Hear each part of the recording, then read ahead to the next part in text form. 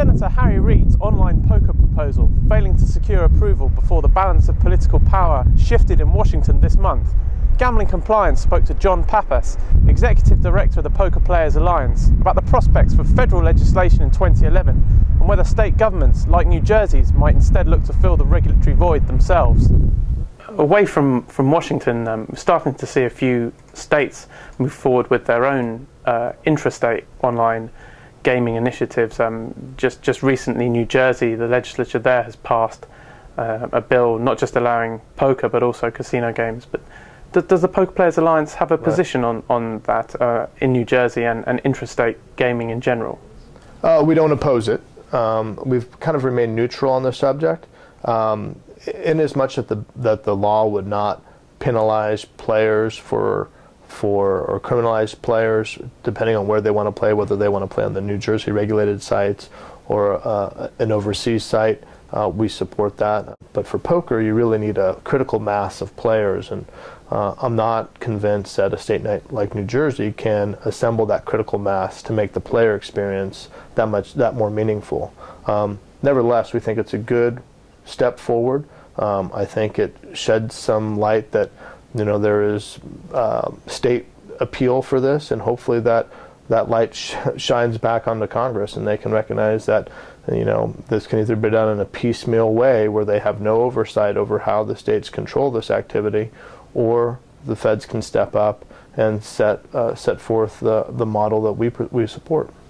Yeah, as we're here now in 2011, do you think that things will pick up again and it will be possible to move forward even though the Republicans are in charge of the House now rather than the Democrats?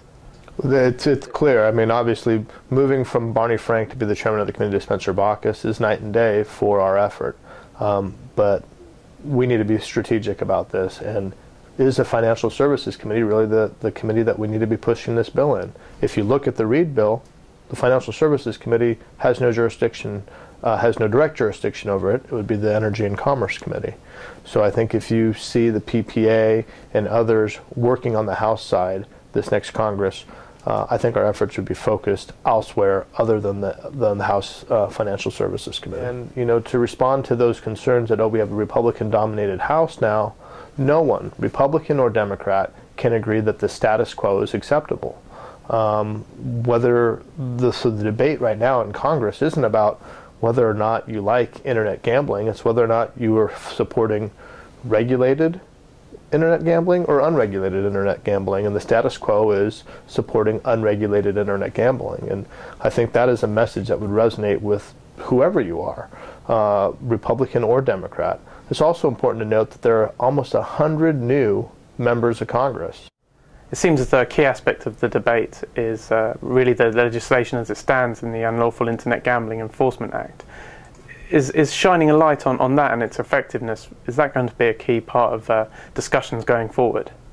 Yeah, that's going to be essential to our theme, and our message that we deliver to Congress is that, hey, the law that you passed in '06 is not effective.